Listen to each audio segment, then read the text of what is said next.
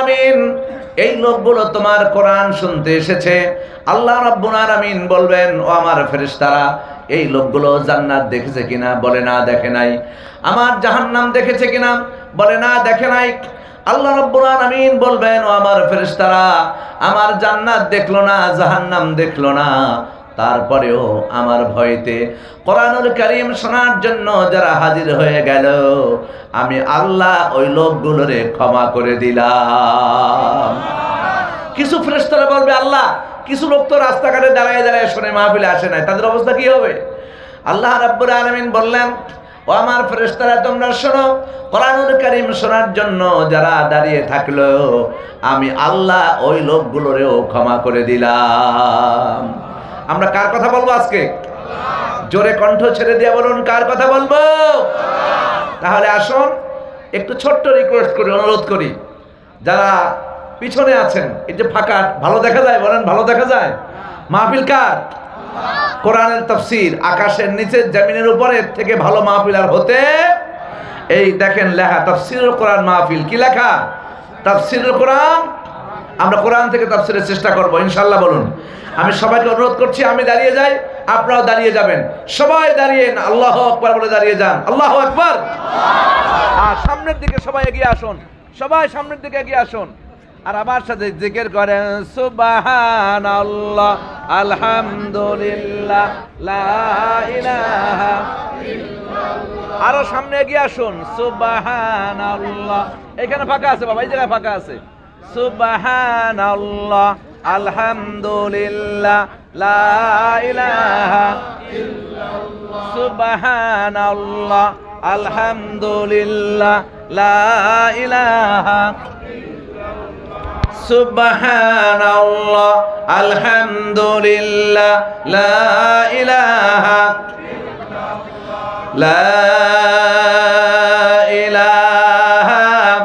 ইল্লাল্লাহু মুহাম্মাদুর রাসূলুল্লাহ সাল্লাল্লাহু আলাইহি ওয়াসাল্লাম। সবাই বলে আলহামদুলিল্লাহ। আচ্ছা, আরেকটি পরামর্শ আপনাদের সঙ্গে করে নেই। এখন 11টা বাজে। কয়টা বাজে? কয়টা পর্যন্ত মাহফিল শুনবেন? সারা রাত্র না, সারা থাকবেন না, একদিন একদিন উঠে উঠে চলে যাবেন। কয়টা পর্যন্ত চলবে বলেন? জাস্ট যে কয়টা বলবেন সেই কয়টার মধ্যে আমার মূল বক্তব্য উপস্থাপন করে আমরা দোয়া মানাজাত করবো আল্লাহর কাছে। কার কাছে? সবাই চোখের পানি ফেলে মনিবের দরবারে একটু কেঁদে আমাদের হৃদয়ের আবেগটুকুন তার কাছে উপস্থাপন করতে চাই। ইনশাআল্লাহ বলেন, আরো জোরে ইনশাআল্লাহ বলেন। তাহলে আমরা কোরআন শুনবো। কি শুনবো? এক সময় এমন ছিল যে কোরআন তেলাওয়াত করতেন বিশ্বনবী সৈয়দুল মুরসালিন আশরাফুল আম্বিয়া, আকায়ে মাওলা তাজদার মদিনা সরকার দো আলম রহমাতুল লিল আলামিন জনাব মুহাম্মদ রাসূলুল্লাহ সাল্লাল্লাহু আলাইহি ওয়াসাল্লাম। কিন্তু কোরআন শোনার মতো কোনো মুসলমান ছিল না। তখনও ইসলাম লোকেরা গ্রহণ করেন নাই। কোরআন কেবল নাজিল হলো, পালিয়ে পুলিয়ে এখানে সেখানে ছড়িয়ে ছিটিয়ে কয়েকজন লোক ইসলাম কবুল করলো। সুবহানাল্লাহ বলবেন না? তেলাওয়াত করছেন যিনি, তিনি সাহেব কোরআন, তিনি আল্লাহ রাব্বুল আলামিন নাযালা বিহির রূহুল আমিন আলা কলবি মুহাম্মাদিন সাল্লাল্লাহু আলাইহি ওয়াসাল্লাম বিলিসান আরাবিল মুবিন। স্পষ্ট আরবি ভাষায় তার কলিজার উপরে কোরআন নাজিল করা হয়েছে। সুবহানাল্লাহ বলেন। আল্লাহর হাবিব কোরআন তেলাওয়াত করছেন। সেদিন শোনার মতো কোনো মুসলমান ছিল না। আবু জেহেল তার ঘরে বসে শুনতে পেল মুহাম্মাদের কণ্ঠে এমন সুন্দর তেলাওয়াত। আবু জেহেল তেলাওয়াত শুনে হৃদয়টা বিগলিত হয়ে গেল। সাউন্ড কমাই দিছো নাকি? তাহলে বক্তৃতা করা যাবে না, কারণ এই স্টেজে সাউন্ড সিস্টেম থাকতে হবে, নাহলে কথা বলা যায়? বলেন, আমরা টেলিভিশনে যে মাইকটায় কথা বলি, এখানে থাকে এত বড় লম্বা, যা বলবে স্টেজ শোনা যায়। কিন্তু এই যে আমাদের গ্রামগঞ্জের সাউন্ড সিস্টেমগুলো ভালো থাকে না। যতটুকু ভালো থাকে ওরা হর্ন সেটিং করতে গিয়ে ভালো করতে পারে না, যার জন্য যিনি বলেন তার কথা বলতে সমস্যা হয়। ঠিক কিনা বলেন? আপনাদের শুনতে তো অসুবিধা হচ্ছে না? মাইক যদি বন্ধ হয়ে যায় তাহলে তাফসীর চলবে ইনশাআল্লাহ। বলেন। তেলাওয়াত করছেন কে? মুহাম্মাদুর রাসূলুল্লাহ সাল্লাল্লাহু আলাইহি ওয়াসাল্লাম। এখন রাসূলুল্লাহর ঘর যদি হয় এখানে, আবু জেহেলের ঘরটা হবে এই রাস্তায়। কতটুকুন? রাসূলুল্লাহর ঘর এখানে, আর যে হেঁটে আসলাম রাস্তা যেখানে নামলাম এতটুকুন বা এর থেকে একটু কম বেশি হতে পারে। আল্লাহর হাবিবের কণ্ঠে তেলাওয়াত শুনে আবু জেহেল বললেন, এমন সুন্দর তেলাওয়াত তো জীবনে কখনো শুনি নাই। ও আমার ছেলে ইকরামা, লাঠি কোথায়, আমাকে ধরিয়ে দাও। মুহাম্মাদের ঘরের কিনারায় দাঁড়িয়ে আমি প্রাণ ভরে কোরআন শুনে আসি। আবু লাহাব, উতবা, সায়বা আল্লাহর হাবিবের কণ্ঠে যদ্দূর পর্যন্ত তার কণ্ঠ রাতের বেলা যেত, সবাই ঘুমিয়ে এসে ঘুম থেকে উঠে আল্লাহর হাবিবের ঘরের চতুর্দিকে দাঁড়িয়ে দাঁড়িয়ে প্রাণ ভরে তারা কোরআন শুনতো। সুবহানাল্লাহ বলেন। আবু জেহেল চিন্তা করল, এইভাবে যদি কাফের লোকগুলি একে একে করে মুহাম্মাদের কণ্ঠে কোরআন শোনে, তাহলে তো আর কেউ কাফির থাকবে না, সবাই পড়ে নেবে লা ইলাহা ইল্লাল্লাহু মুহাম্মাদুর রাসূলুল্লাহ সাল্লাল্লাহু আলাইহি ওয়াসাল্লাম। সবাই ইসলাম কবুল করে ফেলবে। তাহলে কি করো? কোরআন ঠেক দাও। কারে ঠেকাবে? কোরআনকে ঠেকাবে। কাকে ঠেকাবে? কোরআনকে ঠেক দাও। আবু জেহেল আবু লাহাবকে বলল, আবু সুফিয়ান, উতবা, সায়বা, মুগিরাকে ডেকে বলল, এইভাবে যদি মানুষগুলো কোরআন শুনতে থাকে তাহলে তো আর আমাদের কথা কেউ মানবে না, সবাই মুহাম্মাদের ধর্মে গ্রহণ করবে, সবাই ইসলাম কবুল করে ফেলবে, তাহলে আমাদের তো 12টা বেজে যাবে। সেই ভয়তে এখন যেমন সংসদ আছে তখনও সংসদ ছিল, এখন যেমন পার্লামেন্ট আছে তখনও পার্লামেন্ট ছিল। সেই পার্লামেন্টে তারা আইন করলো যে আসো, আমরা কেউ আগামীকাল থেকে এই ভুলটি করব না, মুহাম্মাদের কণ্ঠে কেউ কোরআন শুনতে যাব না। নাউজুবিল্লাহ বলবেন না? কেউ মুহাম্মাদের কোরআন শুনতে যাব না, আইন হয়ে গেল। কিন্তু সেদিনও প্রতিদিনের মতো পশ্চিম দিগন্তে সূর্য অস্তমিত হলো, অন্ধকারের ঘনঘটা নেমে এলো, হেজাব পরা কালো রাত পৃথিবীটাকে অন্ধকার করে দিল। পৃথিবীর রন্ধ্রে রন্ধ্রে রাতের আলো ঢুকে গিয়ে দিনের আলো দুর্বৃত হয়ে গেল। হেজাব পরা কালো রাত পৃথিবীটাকে অন্ধকার করে দিল। সবাই গভীর ঘুমে নিমগ্ন, হাবুডুবু খাচ্ছে ঘুমের সাগরে, ঘুমের সমুদ্রে। এই সময় আবু জেহেল তার ছেলেকে বলছে, ইকরামা, ওই যে দেখো মুহাম্মদ কোরআন তেলাওয়াত করছে। আরে এমন সুন্দর তেলাওয়াত আর কখনো শুনি নাই। ও ইকরামা, লাঠি কোথায়, আমার জলদি করে লাঠিটা আমার হাতে ধরিয়ে দাও। এমন সুন্দর তেলাওয়াত শুনে আমি একা গিয়ে আমার প্রাণ ভরে মুহাম্মাদের কণ্ঠে কোরআন শুনে আসব। আমার ভয়তে আবু লাহাব যাবে না, আমার ভয়তে উতবা যাবে না, আমার ভয়তে মুগিরা যাবে না, সাহাবা যাবে না, কেউ যাবে না। আমি আজ মুহাম্মাদের ঘরের কিনারায় দাঁড়িয়ে একা একা প্রাণ ভরে কোরআন শুনে আসবো। জোরে বলেন সুবহানাল্লাহ। আপনারা বলেন, কোরআনের মজা যদি কেউ একবার পেয়ে যায়, তাকে কি কোরআন থেকে কেউ ফিরে রাখতে পারে? কি বলেন, পারে? কোরআনের মজা যদি কারো কলিজার গহীন বন্দরে একবার ঢুকে যায়, তাকে কোরআন থেকে কেউ ফিরাতে পারে না। কারো ক্ষমতা নেই, কারো সাধ্য নেই। ঠিক কিনা বলুন? আইন হয়ে গেল। কোরআন শুনতে কি ভালো লাগে না খারাপ লাগে বলেন? ভালো লাগে না? পড়েন সবাই আমার সাথে, আলহামদুলিল্লাহি রাব্বিল আলামিন আর রহমানির রহিম মালিকি ইয়াউমিদ্দিন ইয়্যাকা না'বুদু ওয়া ইয়্যাকা নাস্তাঈন। এই সূরাটা জীবনে অনেকবার আমরা পড়েছি কিনা বলুন? অনেকবার পড়েছি কিনা? পড়েছি না?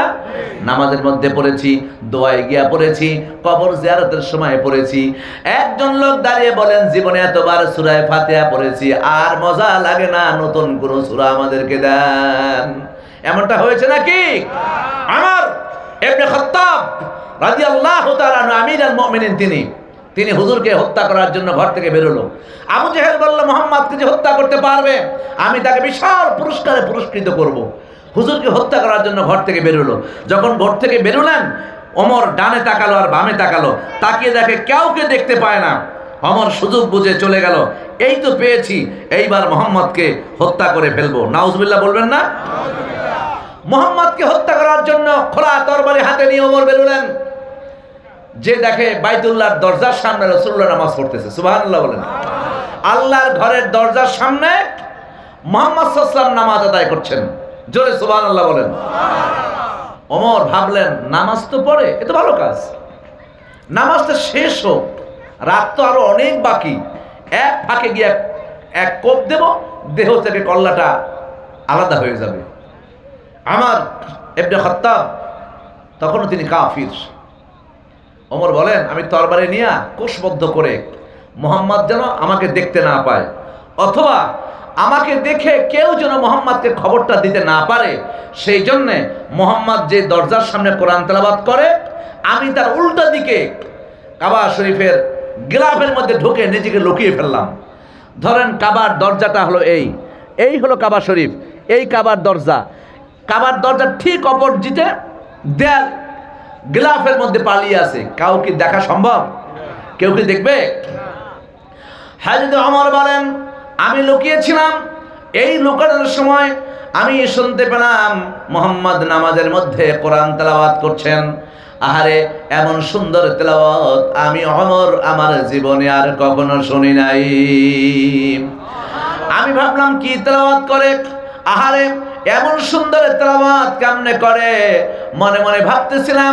আবার চিন্তা করলাম, আব্দুল্লাহর ছেলে মুহাম্মদ মাদ্রাসায় পড়ে নাই, স্কুলে পড়ে নাই, কলেজে পড়ে নাই, কোনো বিশ্ববিদ্যালয়ে পড়ে নাই, এই মুহাম্মদ এমন সুন্দর করে কেমনে তেলাওয়াত করে, তাহলে নিশ্চয়ই আব্দুল্লাহর ছেলে মুহাম্মদকে মনে হয় জেনে শিখাইয়া দিতেছে।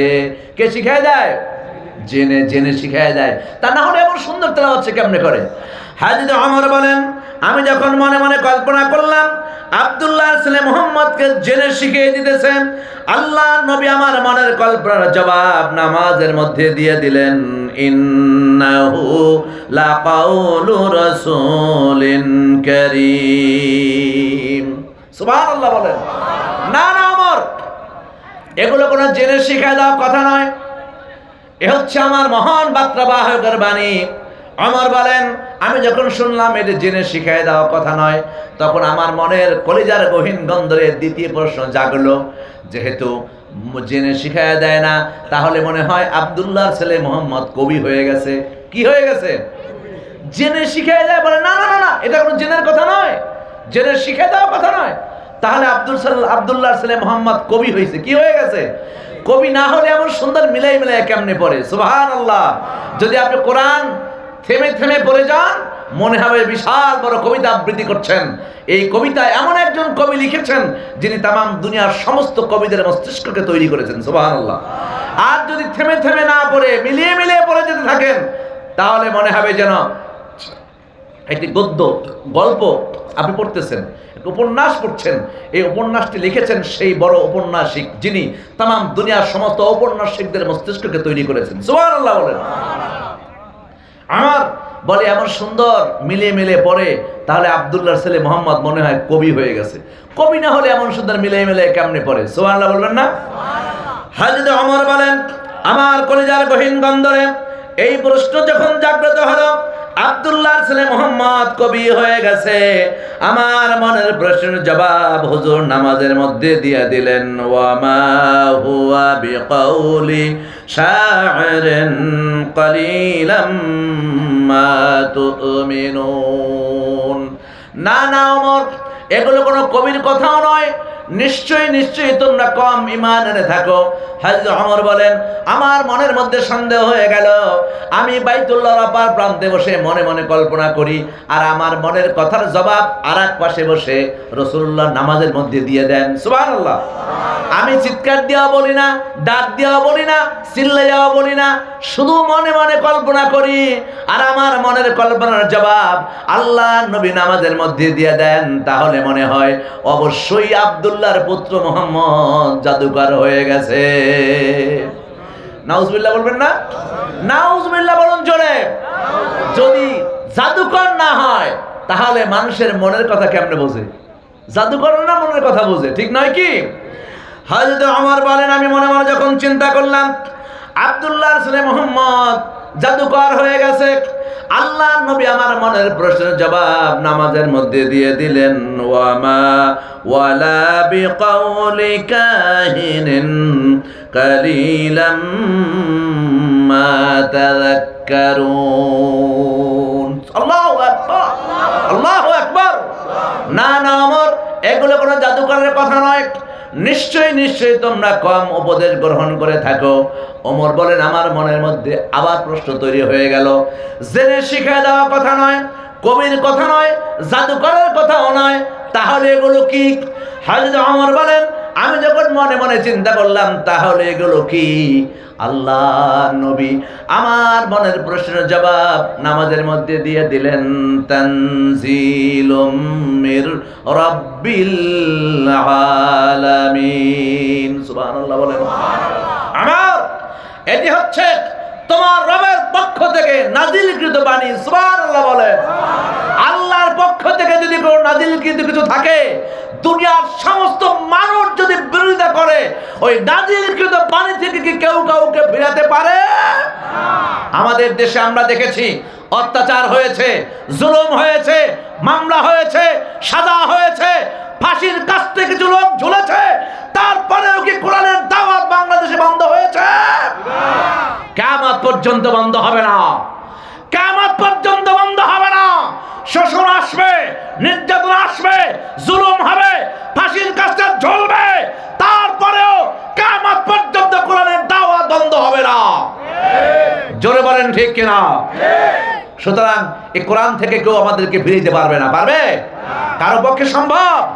আমরা কোরআনের সঙ্গে ছিলাম, কোরআনের সঙ্গে আছি, মৃত্যু পর্যন্ত কোরআনের সঙ্গে থাকবো।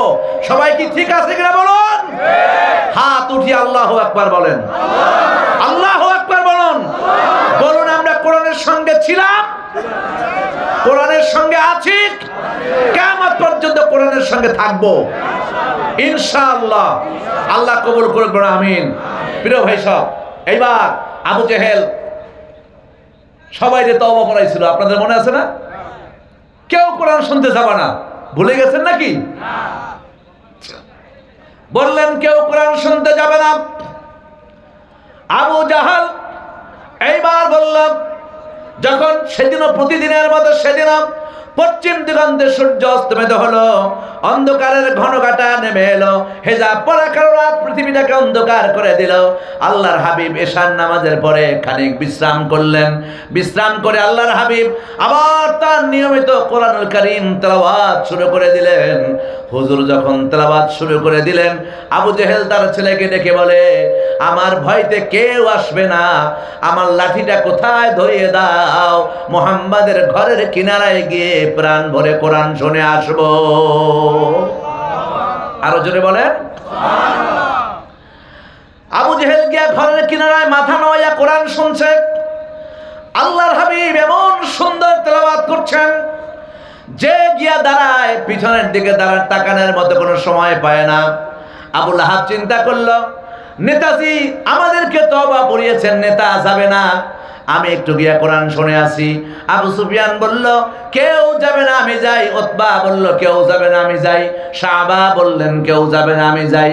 সাধারণ লোকেরা বলে, প্রতিদিন নেতারা নিষেধ করে, কিন্তু তারাই তো কোরআন শুনতে যায়, তাহলে চলো, নেতারা কেউ যাবে না, আমরা গিয়ে প্রাণ ভরে কোরআন শুনে আসি। সুবহে সাদেকের শুভ্র আলোক রশ্মি পূর্ব দিগন্ত উদ্ভাসিত হলো, ফজরের নামাজের সময় ত্বরান্বিত হলো। আল্লাহর হাবিব কোরআনুল কারীমের তেলাওয়াত খানিক বন্ধ করে দিলেন। এইবার যখন ফজরের নামাজের ওযু করার জন্য রওনা দিলেন, কাফেরদের ঘরে ফেরার পালা। সারা রাত যদি কেউ দাঁড়ায় থাকে, ওর মাথা ঠিক থাকে কিনা আপনারা বলেন? থাকে? আসছিল একা, আরো রাত্রে দাঁড়ানো, ঘুম নাই, যেই তেলাওয়াত বন্ধ করছে আর মাথায় কাজ করছে, আরে একা আসছিলাম, কেউ দেখার আগে বাড়ি যাই, দিছে দৌড়, একটার মাথার সঙ্গে আর একটার মাথা টাক খাইল, ফট করে বেলের মতো আওয়াজ হইতে শুরু করলো। বলে, তুমি কেডা? বলে, আমি তো আবু জেহেল। আরে বেটা, তুমি আসছো কেন? তুমি কেডা? আমি তো আবু লাহাব। তুমি কে? আমি উতবা। তুমি কে? আমি সাহাবা, আমি মুগিরা। হাজার হাজার লোক, সুবহানাল্লাহ বলবেন না? এখন আবু জেহেল লজ্জিত হলো, আবু জেহেল নিজেই লজ্জিত হলো, বলল আসছিলাম একা, এ তো হাজার হাজার লোক, তো কি করা যায়? আইন হয়েছে, আইন কার্যকর, আসো। আবার অধিবেশন ডাকলো, দারুন নাদওয়ার বৈঠক ডাকলো। সেই পার্লামেন্টে আবু জেহেল প্রস্তাব করলেন, শোনো, আমরা আইন করেছিলাম মুহাম্মাদের কোরআন শুনতে কেউ যাব না, কিন্তু ভুল করে আমরা মুহাম্মাদের কোরআন শুনতে গিয়েছি। এইবার আমার হাতের উপরে হাত দাও, হাতের উপরে হাত দিয়ে তওবা করো, আমরা আর কেউ মুহাম্মাদের কোরআন শুনতে যাব না। আবু জেহেল হাত দিল, উতবা হাত দিল, শাবা হাত দিল, মুগিরা হাত দিল, একের উপরে একে হাত দিতে দিতে সব হাতের কারি হয়ে গেল। আর তারা তওবা করলো, আমরা কেউ মুহাম্মাদের কোরআন শুনতে যাব না। সেই দিন তারা তাদের পার্লামেন্টে কি আইন করেছিল? আল্লাহ রাব্বুল আলামিন কোরআনুল কারীমের মধ্যে কোট করলেন এইভাবে, যাতে করে কিয়ামত পর্যন্ত যত আবু জেহেলের নাতি পুতিয়ারা ছাতিলাডি পৃথিবীতে আসবে, তারা যেন এখান থেকে শিক্ষা গ্রহণ করতে পারে। আমার মহান আল্লাহ রাব্বুল আলামিন বলেন, وقال الذين كفروا لا تسمعوا لهذا القرآن والغوا فيه لعلكم تغلبون। কাফেররা বলল, লা তাসমাউ বিহাদাল কোরআন, কেউ তোমরা কোরআন শুনতে আসবা না, বরং যেই জায়গায় কোরআন তেলাওয়াত করা হয় গন্ডগোল করো, হট্টগোল করো, ওয়ালগাউ ফিহি, বিশৃঙ্খলা করো, লাআল্লাকুম তাগলিবুন, তাহলে তোমরা বিজয়ী হবে। ও মুসলমানেরা, আপনারা আমাদের গ্রামের মানুষ, আপনাদের কাছে আমার প্রশ্ন, কোরআন যেখানে তেলাওয়াত করা হয়, কোরআনের তাফসীর যেই জায়গায় করানো হয়, এই কোরআনের কথা যারা বলে তাদের সঙ্গে বেয়াদবি করলে, কোরআনের সঙ্গে বেয়াদবি করলে, কোরআনের মাহফিলের সঙ্গে বেয়াদবি করলে মানুষ বিজয়ী হয় না ধ্বংস হয়? মানুষ বিজয়ী হয় না পিছনের দরজা দিয়ে পালায়ে যাওয়া লাগে? কোনটা লাগে? পিছনের দরজা দিয়ে পালায়ে যাওয়া লাগে। আর আবু জেহেল বলল, আল গাউফি হে, গন্ডগোল করো সেখানে, লাআল্লাকুম তাগলিবুন, তোমরা বিজয়ী হয়ে যাবে। নাউজুবিল্লাহ বলেন। কোরআনের সঙ্গে বেয়াদবি করলে বিজয়ী হয় না ধ্বংস হয়? কোরআনের সঙ্গে বেয়াদবি করলে বিজয়ী হয় না ইঁদুরের গর্তে পালানো লাগে? কোরআনের সঙ্গে বেয়াদবি করলে বিজয়ী হয় না মামু বাড়ি গিয়ে আশ্রয় নিতে হয়? প্রিয় ভাই, সব কথা বুঝতে পারছেন তো? আবু জেহেল আইন পাশ করে দিল, হাতের উপরে হাত রেখে সবাই শপথ করলো। কিন্তু দেখা গেল প্রতিদিনের মতো সেদিনও আল্লাহর হাবিব এশার নামাজের পরে খানিক বিশ্রাম করে কোরআনুল কারীমের তেলাওয়াত যখন শুরু করে দিলেন, আবু জেহেলের ছেলে দরজা খোলার আওয়াজ পেল, বলল, বাবা কোথায় যাও? বললেন, তুমি চুপ থাকো, আমার ভয়তে কেউ মুহাম্মাদের কোরআন শুনতে আজকে কেউ আসবে না। আমার হাতের উপরে হাত থেকে সবাই শপথ করেছে, সুতরাং আমি একা গিয়ে মুহাম্মাদের কণ্ঠে কোরআন শুনবো, আর কেউ কোরআন শুনতে আসবে না। আবু লাহাব বলল, আমার ঘরের সামনেই তো মুহাম্মাদের ঘর, আহারে আবু জেহেল তো আসবে না, তার হাতে হাত রেখে আমরা সবাই তওবা করেছি, যাই না একটু পরাণ ভরে, হৃদয় বিগলিত হয়ে যায়, হৃদয় খুলে আজ একা একা মুহাম্মাদের কোরআন শুনে আসবো। উতবা বলল তাই, মুগিরাও বলল তাই, আবু সুফিয়ান বলল তাই। এরকম করে করে আরবের সাধারণ লোকদের মধ্যে, ওই মক্কার সাধারণ মানুষের মধ্যে এই জালজালা পয়দা হয়ে গেল। মুহাম্মদ রাতের বেলা কি যেন তেলাওয়াত করে, দিনের বেলা নেতারা ঠিকই তারা পার্লামেন্ট ডাকে, পার্লামেন্টের মধ্যে তারা শপথ করে, একে অপরের হাত ধরে শপথ করে, আইন করে, আবার রাতের বেলা চুপে চুপে গিয়ে তারা কোরআন শোনে।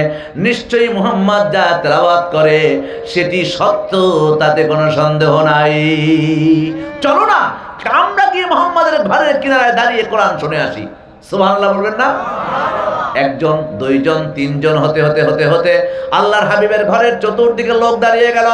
আল্লাহর হাবিবের চতুর্দিকে প্রতিদিন যা জমা হয় তার থেকে হাজার গুণ বেশি লোক হয়ে গেল। হাবিব সারা রাত তেলাওয়াত করলেন। আল্লাহর হাবিব সুবহে সাদেকের সময় ঘনিয়ে এলো, ফজরের নামাজের জন্য কোরআন তেলাওয়াত বন্ধ করে দিল। এইবার ঘরে ফেরার পালা। যখন ঘরে ফিরতেছিল দৌড় মারলো, একজনের গায়ে আর একজন পড়তেছে। আবু জেহেলের গায়ের উপর 2-3 জন পড়ছে দৌড়ে। তুমি কে? তাকায় দেখে আবু জেহেল। তুমি কে? বলে আমি আবু লাহাব। তুমি কে? আমি উতবা। বোঝেন না নেতাদের কথা, বোঝেন না কে আস্তে কথা কবে। এখন আবু জেহেল দেখে একটা কুজা কানা পাইতাম, নেতাদের অবস্থা বোঝেন না। মুসমেয়ারা, এক মুসমেয়া আর এক মুসমেয়ারে ধমক দিতে পারে না, পারে? উল্টা ধমক খাওয়া লাগে। সেই জন্য দেখে কুজাকে না, দুর্বলকে, যে আমার মুখের সামনে কথা বলতে পারবে না, সেই লোকটারে খুঁজা আবু জেহেল ধমক দিল, এ বেটা তুই আসছিস কেন? আবু জেহেল, আমারে আপনি নরম পাইছেন নাকি? আপনি কেন আসছেন বলেন? আইন করলেন, শপথ করলেন, তারপরেও আপনি সেই কোরআন শুনতে আসলেন? হে আবু জেহেল, আমি জবাব দেব, আপনি আগে জবাব দেন কেন এসেছেন, তারপরে আমি জবাব দেব। আমার কাছে যদি জবাব শুনতে চান তাহলে আপনি শুনে নেন। যেই কোরআন শোনার জন্য আইন করলেন, বিধান করলেন, শপথ করালেন, সেই কোরআন শুনতে যদি আপনারা এসে থাকেন তাহলে মুহাম্মদ যা তেলাওয়াত করে এটি আল্লাহর বাণী, তাতে কোনো সন্দেহ নাই। ও আবু জেহেল, আপনি মনে রাখুন, আমি আর দেরি করব না, আমার কাছে সত্য পরিষ্কার হয়ে গেছে। ও আবু জেহেল, আপনি সাক্ষ্য থাকুন, আমি পড়ে নিতেছি লা ইলাহা ইল্লাল্লাহু মুহাম্মাদুর রাসূলুল্লাহ। একটু জিকির করেন লা ইলাহা। পানি খাওয়া যায়? এটার মধ্যে পোকা পড়ছে মনে হয়। লা ইলাহা, একটু জোরে সোরে পড়েন না ভাই। লা ইলাহা, লা ইলাহা ইল্লাল্লাহ, লা ইলাহা,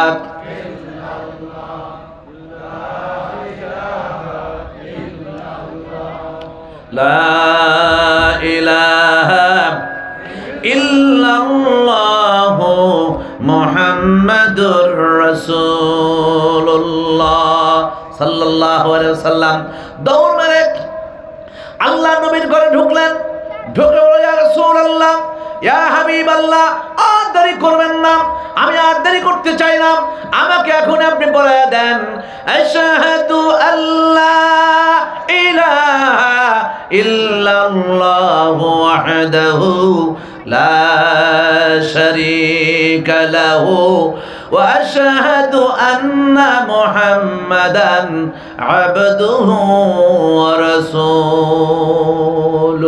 ভাইরা, আমি আপনাদেরকে বলতে চেয়েছিলাম, আজ কোরআন শোনার জন্য কত মুসলমান হাজির হয়ে গেছেন, আর সেই দিন কোরআন তেলাওয়াত করতেন আল্লাহর হাবিব, কোরআন শোনার মতো একজন মুসলমান খুঁজে পাওয়া যেত না। আল্লাহু আকবার, আল্লাহু আকবার। সুতরাং এই কোরআন আমরা শুনতে কি সবাই রাজি আছি? এই কোরআন তেলাওয়াত করতে কি রাজি আছি? আপনারা কোরআন তেলাওয়াত করবেন?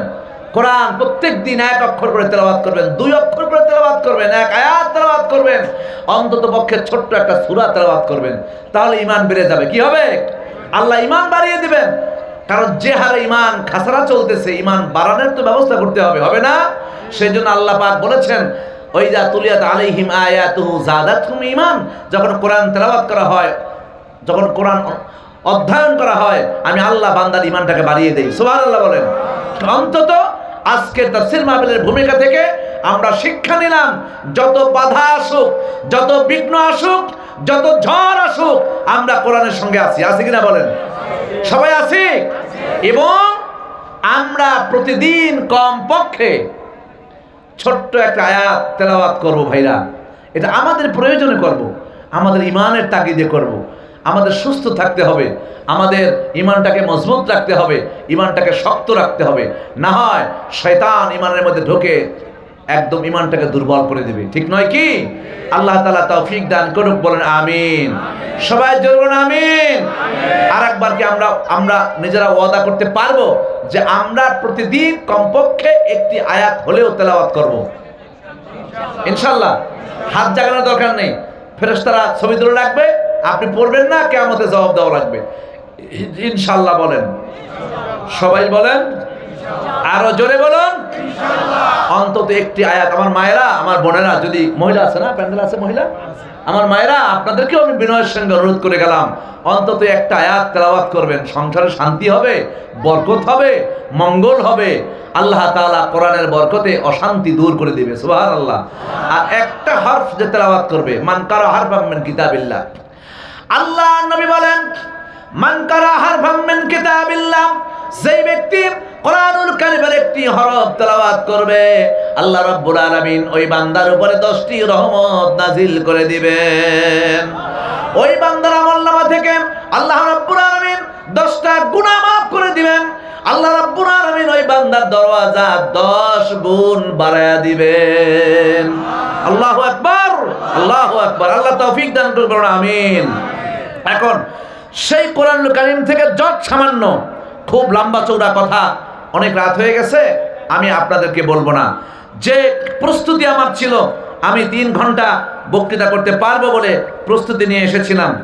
যাই হোক, রাত অনেক হলো, এত রাতে বক্তৃতা করাও কষ্ট। শিশুদের ঘুম নষ্ট হয়, বাচ্চাদের ঘুম নষ্ট হয়, অসুস্থ রোগীদের ঘুম নষ্ট হয়, ঠিক কিনা বলেন? মাইকের আওয়াজ যদ্দূর যায়, যতগুলো নাবালক শিশু ঘুমিয়ে আছে তাদের ঘুম নষ্ট হচ্ছে, যত অসুস্থ রোগীরা আছে তাদের ঘুম নষ্ট হচ্ছে। সুতরাং আমরা যত দ্রুত পারি, আপনারা আমাকে একটু সাহায্য করবেন, করবেন তো? সুবহানাল্লাহ বলবেন তো? মনে আছে? বলবেন তো?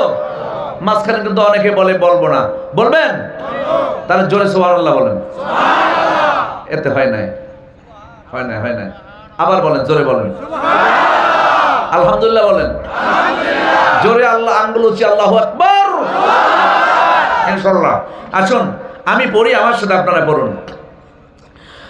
আউযু বিল্লাহি মিনাশ শাইতানির রাজিম, বিসমিল্লাহির রাহমানির রাহিম, ইন্নাহু লা ইউফলিহুল যালিমুন। সাদাকাল্লাহুল আযীম। বিতাড়িত দুধ শয়তানের হাত থেকে বাঁচা চাই।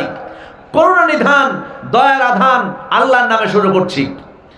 মহান আল্লাহ রাব্বুল আলামিন বলেন, নিশ্চয়ই জালিমরা কখনো সফল হতে পারে না। নিশ্চয়ই জালিমরা কখনো সফল হতে পারে না।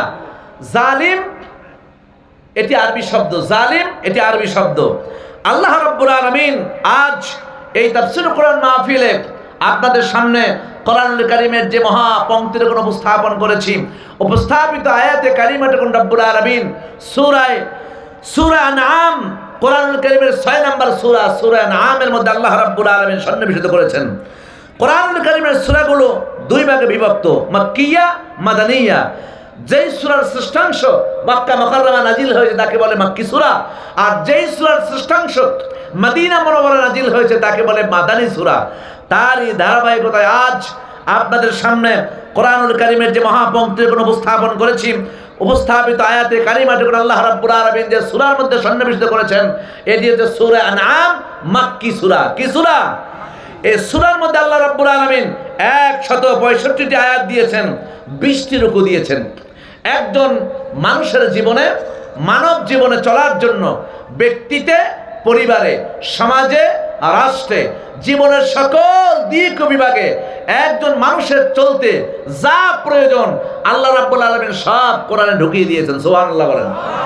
আজকের তেলাওয়াতকৃত আয়াতটুকুন যে সূরার মধ্যে আল্লাহ দিয়েছেন, এই সূরার মধ্যে একটি ইসলামী সমাজের রূপরেখা, একটি সুখী সমৃদ্ধশালী সমাজের, সুশৃঙ্খল সমাজের রূপরেখা আল্লাহ রাব্বুল আলামিন এই সূরার মধ্যে দিয়েছেন। এখানে আল্লাহ রাব্বুল আলামিন বলেছেন, ইন্নাহু লা ইউফলিহুজ যালিমুন, আল্লাহ জালিমদেরকে সফল, কথা ছিল না, জবাব দিবেন, সফল করে না। এই কথার ব্যাখ্যা আল্লাহ রাব্বুল আলামিন আরো সুন্দর করে দিচ্ছেন। ওই মহান আল্লাহ রাব্বুল আলামিন বলেন, ওয়াল্লাহু লা ইয়াহদিল কওমাল যালিমিন। মহান আল্লাহ রাব্বুল আলামিন বলেন, জালিম সম্প্রদায়কে কখনো পথ দেখানো হয় না। অন্য জায়গায় আল্লাহ রাব্বুল আলামিন আরো স্ট্রেট করে বলছেন, ক্লিয়ার করে বলছেন। আল্লাহ রাব্বুল আলামিন আরো সুন্দর করে বলছেন, ওয়াল্লাহু লা ইউহিব্বু ইউহিব্বুল যালিমিন। মহান আল্লাহ রাব্বুল আলামিন জালিমদেরকে ভালোবাসেন না। সুবহানাল্লাহ বলেন। প্রথমে বললেন আমি জালিমদেরকে কখনো সফল হতে দেই না। এখানে 70 বছর 80 বছর 100 বছরের লোক এখানে থাকতে পারেন, অবশ্যই 60 70 65 বছরের লোক এখানে আছেন। এই 65 60 70 বছরের জীবনে আপনারা কি দেখেছেন কখনো কোন জালিম সফল হয়েছে? দেখেছেন কিনা? নিশ্চয় জালিম সফল হয় না। আল্লাহ তারপর বললেন শুধু জালিম সফল হয় না তা নয়, আমি আল্লাহ রাব্বুল আলামিন জালিমের গোষ্ঠীদেরকে কখনো আল্লাহ আমি পথ দেখাই না। জালিমের গোষ্ঠীদেরকে আমি আল্লাহ পথ দেখাই না। তারপর বললেন আমি আল্লাহ রাব্বুল আলামিন এই জালিমদেরকে আমি আল্লাহ ভালোবাসি না। আমার আল্লাহ যদি কাউকে ভালো না বাসেন, আমার আল্লাহ যদি কাউকে পছন্দ না করেন, আমার আল্লাহ যদি কোনো মানুষকে পছন্দ না করেন, আর আল্লাহ যদি কোনো মানুষকে ভালো না বাসেন, এর থেকে কপাল পোড়া, এর থেকে হতভাগা, এর থেকে দুর্ভাগা মানুষ আল্লাহর জমিনে আর দ্বিতীয় কেউ হতে পারে না। ভাইরা আমার, এখানে বিষয়টি হচ্ছে জুলম। এখানে বিষয়টি হচ্ছে জুলম। জুলম এটি আরবি শব্দ, জুলম এটি আরবি শব্দ। কোরআনুল কারীমের ভিতরে আল্লাহ রাব্বুল আলামিন জুলম শব্দটি বহুবিধ ব্যবহার করেছেন। স্ট্রেট, ঘুরিয়ে ফিরিয়ে, সরাসরি, ডান দিয়ে বাম দিয়ে, বিভিন্ন ভাবে জুলুম শব্দটি আল্লাহ রাব্বুল আলামিন বহুবিধ ব্যবহার করেছেন। আলহামদুলিল্লাহ বলেন। এখন এই জুলুম বা জুলম, এই জুলম শব্দটি আরবি শব্দ, জুলম শব্দটি আরবি শব্দ। এর বাংলা অর্থ সংগ্রহ করতে গিয়ে আমি অনেকগুলো অভিধান থেকে সংগ্রহ করেছি। আল কাউসার, আল মানার, মুআজ্জামুল ওয়াসিত, আল মুনসাদ, ফরহাঙ্গে জাদিদ, 5টা অভিধান থেকে অর্থ সংগ্রহ করেছি। তাতে সহজ সাবালিল যে অর্থগুলি এসেছে, এই আরবি শব্দের সহজ অর্থ, সেগুলি আমি আপনাদের সামনে উপস্থাপন করছি। জুলম এটি আরবি শব্দ, জুলম এটি আরবি শব্দ। এর শাব্দিক অর্থ হবে অত্যাচার, অবিচার, অনাচার, অন্যায়, অপমান, অমানবিক, গর্হিত, নিষ্ঠুরতা, অন্যায়ভাবে চাপিয়ে দেয়া, দাপট দেখানো, ক্ষমতার দম্ভ দেখানো, মানুষের উপর অত্যাচার করা, এগুলোকে কি বলে? জুলম। ভাইরা আপনারা একটু কথা বলবেন না বলছিলেন? একটু কথা বললে কি বিরক্ত হবেন আপনারা? আপনাদের কি কষ্ট হবে? এগুলোকে বলে জুলম। এগুলোকে কি বলে? সবাই বলেন এগুলোকে কি বলে? আরো এই দিকের লোকেরা বলতে হবে এগুলোকে কি বলে? লোক তো এমনিতেই কম, ফেরেশতা আছে, অসুবিধা নেই। তারপরও যদি আপনারা একটু কথাটা না বলেন তাহলে কি মাহফিল জমে? জমে। তাহলে এগুলো কি কে বলে? জোরে বলেন কি বলে? জুলম। এখন জুলম এর সংজ্ঞা, পারিবারিক সংজ্ঞা আমার একজন প্রিয় মুফাসসির আল্লামা রাগিব ইসফাহানি রাহিমাহুল্লাহ নওয়ারাল্লাহু বারকাতাহু ওয়া জাআলাল জান্নাতা মাসওয়াহু, তিনি বলেছেন হুয়া উদউ শাই ফি গায়রি মাওদুইহি, অর্থাৎ কোন বিষয়কে উপযুক্ত জায়গায় না রেখে অন্য জায়গায় রাখার নামই হচ্ছে জুলম। রাখার নাম কি? এই মাইকটা সামনের দিকে রাখা আছে, এখান থেকে আমি কথা বলি, এই তারগুলোতে নিয়ে মেশিনে নিয়ে যায়, মেশিন একদম সাউন্ড বক্স বা হর্নে সার্কুলার দেয়, পাস করে দেয়। এখন যদি কেউ বলে যে না এই মাইকটা পিছনে রাখো, তার নাম কি? জুলম। যদি কেউ বলে হর্নের সামনে মওলানা বক্তৃতা দেবে আর এইগুলো গাছের সঙ্গে বাঁধবো, এটাকে কি বলে? জুলম। এই যে পোস্টার আমরা রেখেছি সামনে, কেন রেখেছি? এখানে দেখা যাবে মাজিনা, সুতিপাড়া, জামে মসজিদ, যুব সমাজ, কে কে থাকবে, সভাপতি, প্রধান অতিথি, এদের সবার নাম এখানে থাকবে। এই যে দেখলাম, আর এইটা যদি এখানে না রেখে কেউ বলে না এটা এখানে রাখবো না, এই হুজুরের পিছনে দিয়ে দাও, এটার নাম কি? বলেন নাম কি? জুলম। এই জায়গা থেকে ঢাকায় বাসের লাইন আছে না নাই বলেন? আছে। নিয়মিত বাস চলে। স্টেশন কি কোনখান থেকে বাস পাওয়া যাবে? এখান থেকে রূপসী থেকে ঢাকা বাস পাওয়া যায়। নিয়মিত অনেক বাস চলে। একজন লোক কোনো কায়দায় বিদেশে থেকে কিছু টাকা কামাই করলো, কিছু পয়সা কামাই করলো, বললো একটা বাস আমি এখান থেকে নতুন বাস চালু করব।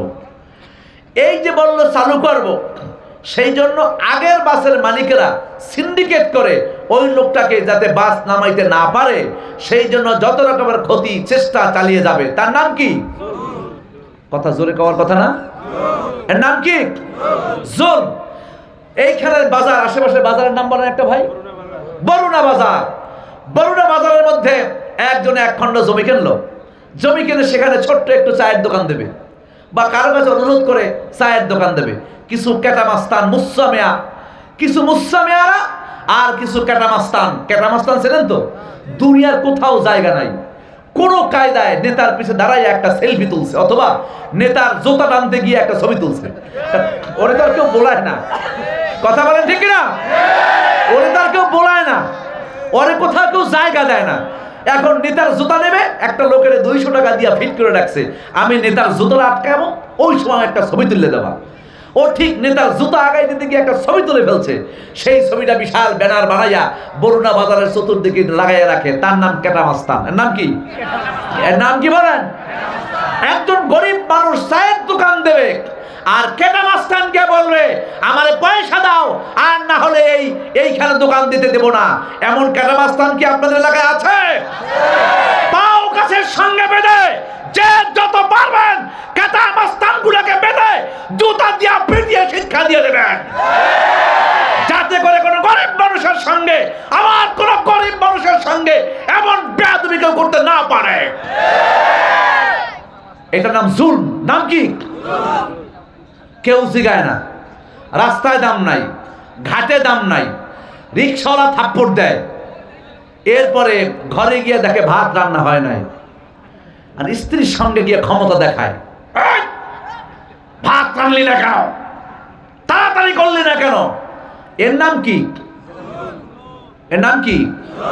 আল্লাহ নবী কাফিররা পাথর মেরেছে, ধাক্কা দিয়েছে, নির্যাতন করেছে, জুলুম করেছে, আল্লাহর হাবিবের সঙ্গে অত্যাচার করেছে। আল্লাহর হাবিব বিকেল বেলা যখন ঘরে ফিরলেন, ঘরে ফিরে বলে, ও খাদিজা, ও খাদিজা, বড্ড খিদা পেয়েছে, বড্ড খিদা পেয়েছে, আমার ঘরে তোমার ঘরে কোনো খাবার আছে নাকি? হযরত খাদিজা বলে, ইয়া রাসূলুল্লাহ, ইয়া হাবিবাল্লাহ, আপনার সন্তানদেরকে পালতে গিয়া, আপনার সন্তানদেরকে লালন পালন করতে গিয়া রান্নায় বড্ড দেরি হয়ে গেছে, আমার অর্ধেক রান্না বাকি আর অর্ধেক বাকি আছে। আল্লাহর হাবিব বললেন, খাদিজা, কি কি রান্না বাকি আছে বলো, আমি তোমারে সাহায্য করি। এর নাম ইসলাম। জুব্বা গায়ে দেবা, পাগড়ি বানবা, টুপি মাথায় দিয়ে হাঁটবা, আর ঘরে গিয়ে তোমার স্ত্রীর সঙ্গে দুর্ব্যবহার করবা। তুই মুসলমান নয়, তুমি এক কাস্তা মুনাফিক। এটার নাম জুলম। এটার নাম কি?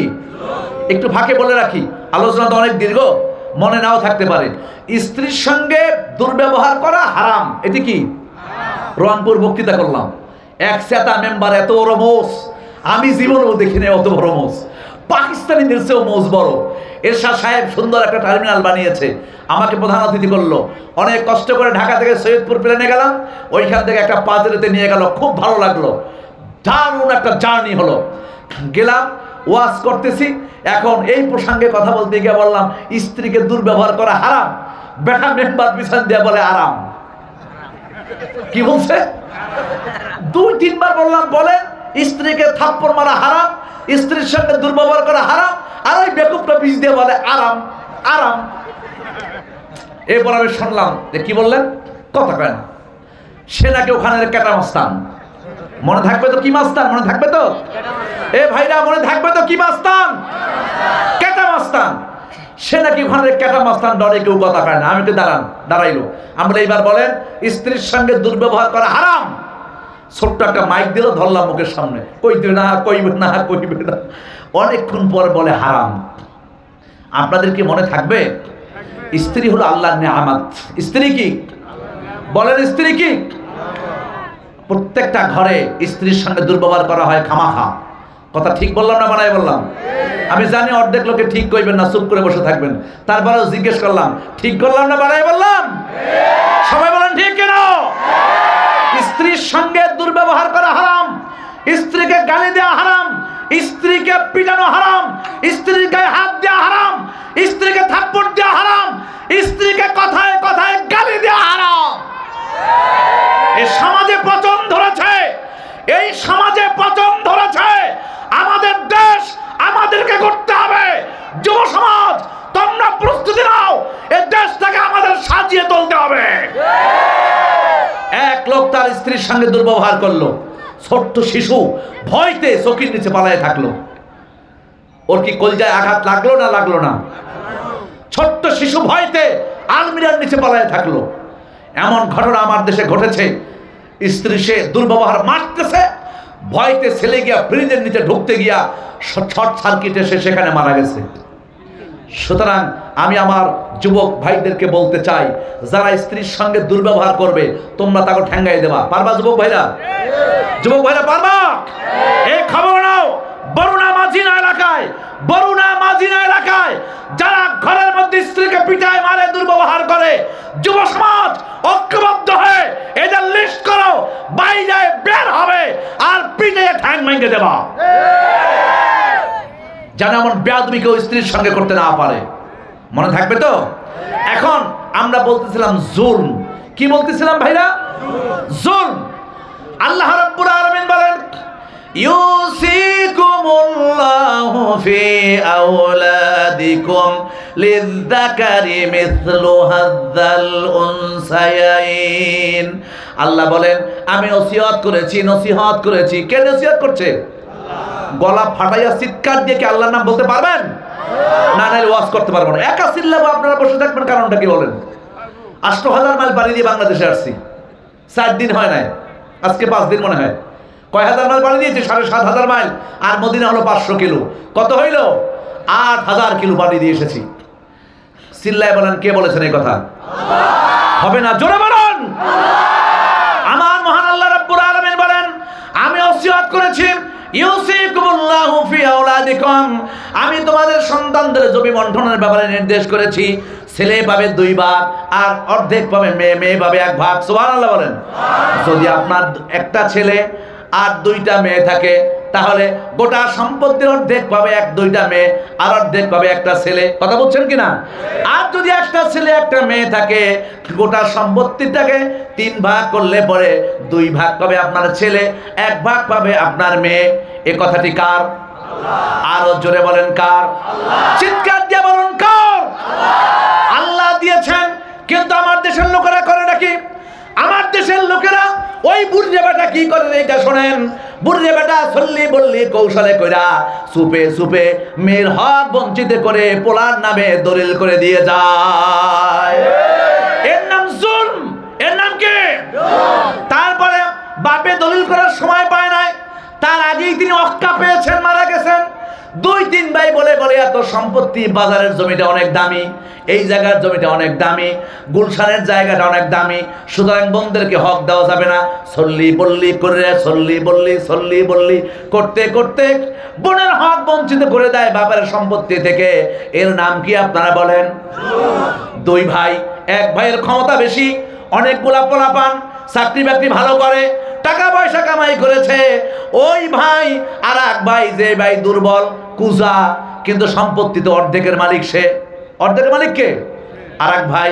ওই ভাইকে ঠেলতে ঠেলতে ঠেলতে ঠেলতে ধাক্কাইতে খাল পাড়া নিয়ে ফালায়। ওই বাক তোর বেটা যাইবে কার কাছে?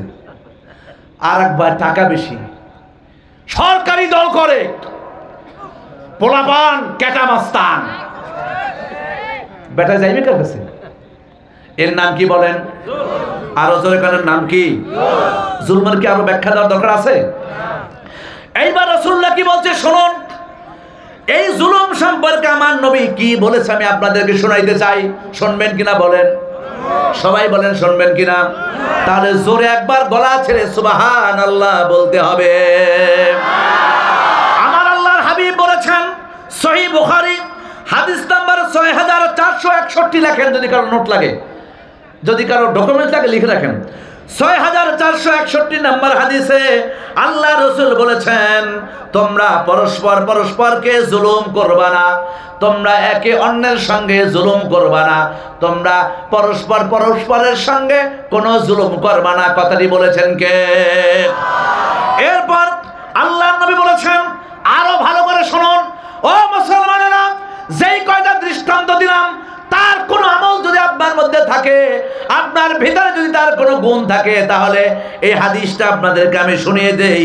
সহিহ বুখারী শরীফের হাদিস, আল্লাহ রাসূল বলেছেন, ওয়াত্তাকি দাওয়াতাল মাজলুম, ওয়াত্তাকি দাওয়াতাল মাজলুম, ওয়াত্তাকি দাওয়াতাল মাজলুম ফাইন্নাহু, আত্তাকি দাওয়াতাল মাজলুম ফাইন্নাহু লাইসা বাইনাল্লাহি ওয়া বাইনাহু হিজাব। সুবহানাল্লাহ বলেন। আল্লাহ নবী বলেন, শক্তি আছে, সম্পদ আছে, টাকা আছে, অস্ত্র আছে, ক্ষমতা আছে, কাটা মাস্তান তোমার আছে, কিন্তু তুমি মুসলিমের বরদুয়ারে ভয় করো, মুসলিমের বরদুয়ারে ভয় করো, তোমার মুসলিমের বরদুয়াকে ভয় করো।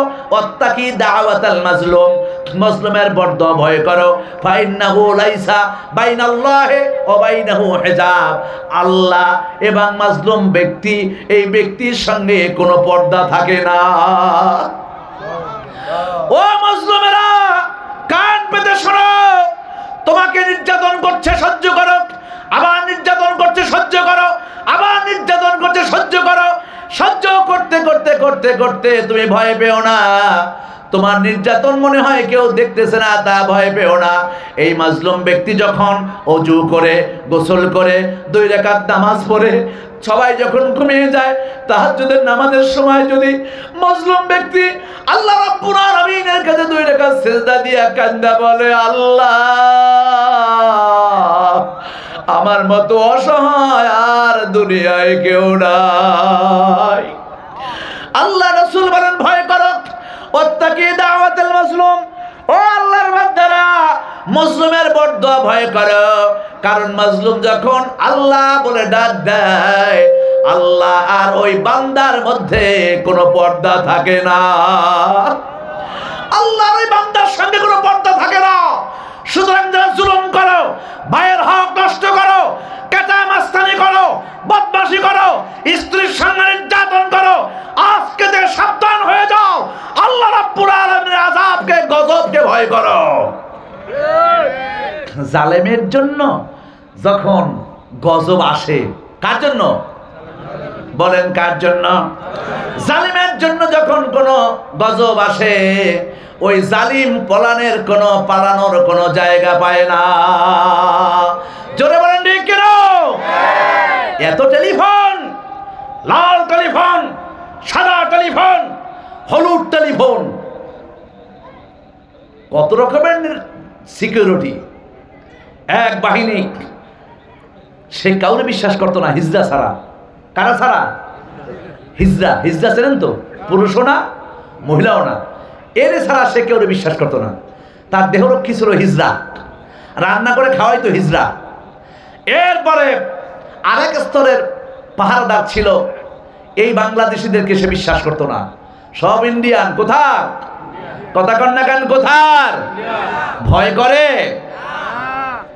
ইন্ডিয়ান সব বাহিনী।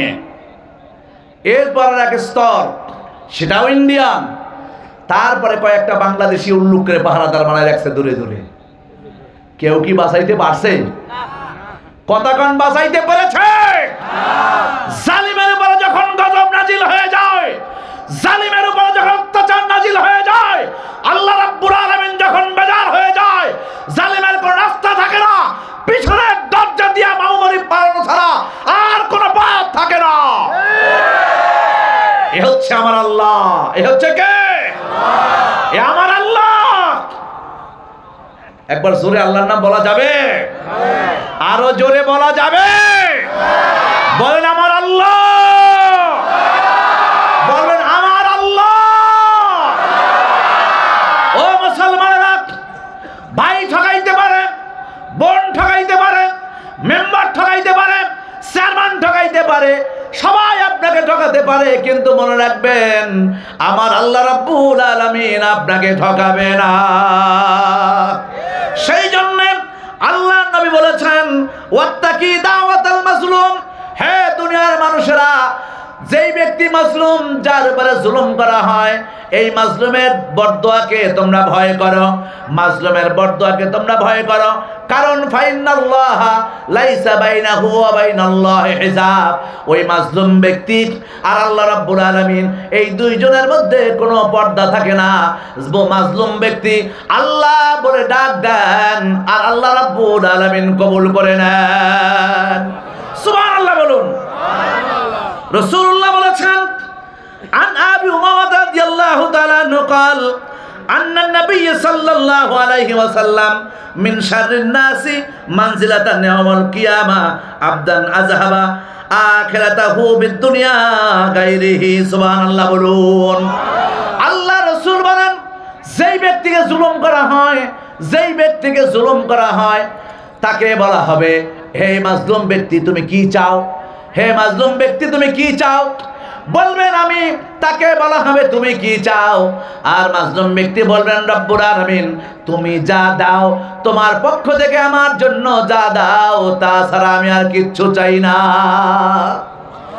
ঠিক আছে, দেখো যে অত্যাচার করেছে সমপরিমাণ তোমার ন্যাক আছে কিনা, ন্যাক নিয়ে নেবে, দেখবে ন্যাকেও কভার হয় না। তারপর বলবেন ওর কি আছে তা দিয়ে দাও, তাতেও কভার হয় না। তারপর বলবেন যাও, যার উপরে তুমি জুলুম করেছো, ও জালেমেরা তোমরা কান পেতে শোনো, ও সাদাবাজেরা, মাস্তানেরা, ঘুষখোরেরা। ঘুষখোর আছে এলাকায়? সালিশি হয়? সালিশি হয়? কেমন একটা সমাজে বাস করতেছি কোন তো। আগে শুনতাম ছোট্ট সময় যে সালিশি করলে এক পক্ষে দিয়ে সালিশি টাকা খাইয়া ওই পক্ষে জিতানোর জন্য চেষ্টা করতো। এটা মোটামুটি খারাপ না, মোটামুটি ভালো। টাকা খাইবে, তারা জিতানোর চেষ্টা করবে। আর বর্তমান যুগের ডিজিটাল বাংলাদেশ, কি বাংলাদেশ, এমন সব বেহায়া সালিশ, নির্লজ্জ সালিশ, মানুষের দুই পক্ষ দিয়া সালিশে এখন পয়সা খায়। ঠিক আপনার অর্ধেক লোকে ঠিক কইলেন না কেন? কারো গায়ে পড়লে মাফ করে দেন। গায়ে পড়ছে ভাই, কারো গায়ে পড়লে কি হক করা থেকে, হক কথা বলা থেকে বিরত থাকবো? বিরত থাকবো? আগে শুনতাম সালিশেরা এক পক্ষ দিয়া পয়সা খায়, আর এখন ডিজিটাল যুগ, এখন শুনি সালিশেরা দুই পক্ষ দিয়ে পয়সা খায়। দুই পক্ষ দিয়া পয়সা খাইয়া এরপরে সালিশের সমাধান হয় না।